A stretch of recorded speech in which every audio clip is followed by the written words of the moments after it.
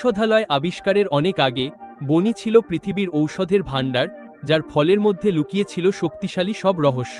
আধুনিক চিকিৎসা ব্যবস্থা আসার আগে প্রাচীনকালে আরোগ্যের জন্য ব্যবহৃত সেরা 5টি ফল এখানে দেওয়া হলো। 5 নম্বরে বাওবাব ফল। আফ্রিকার বিশাল জীবন বৃক্ষ বা ট্রি অফ লাইফ এ জন্মানো এই মখমলের মতো নরম ফলটি ছিল এক প্রাগৈতিহাসিক ঔষধালয়। প্রাচীন উপজাতিরা এর ভেতরের টকস্বাদের গুঁড়ো ম্যালেরিয়া ও জ্বরের চিকিৎসায় ব্যবহার করত। ইলেকট্রোলাইটে ভরপুর হওয়ায় এটি জীবন রক্ষাকারী এক পানিশূন্যতা নিরাময়কারী হিসেবে কাজ করত। 4 নম্বরে কুইন। প্রাচীন গ্রিস ও রোমে এই সোনালী ফলটি ছিল ঔষধের ভাণ্ডারের একটি অপরিহার্য অংশ।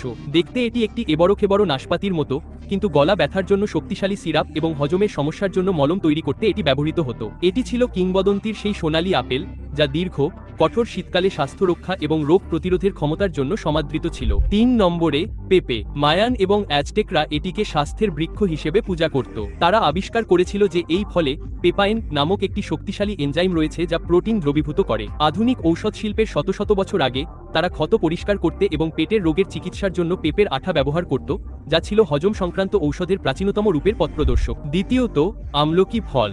ভারতীয় গুজবেরি। এটি আয়ুর্বেদিক চিকিৎসার ভিত্তিপ্রস্তর এবং পৃথিবীতে ভিটামিন সি এর সর্বোচ্চ ঘনত্বের একটি এতে রয়েছে। এটিকে বার্ধক্যরোধী এবং রোগ প্রতিরোধ ক্ষমতা বৃদ্ধিকারী চূড়ান্ত টনিক হিসাবে বিবেচনা করা হতো, যা দীর্ঘ ও সুস্থ জীবন নিশ্চিত করার জন্য দেবতাদের কাছ থেকে পাওয়া এক পবিত্র উপহার। এবং 1 নম্বরে ডালিম।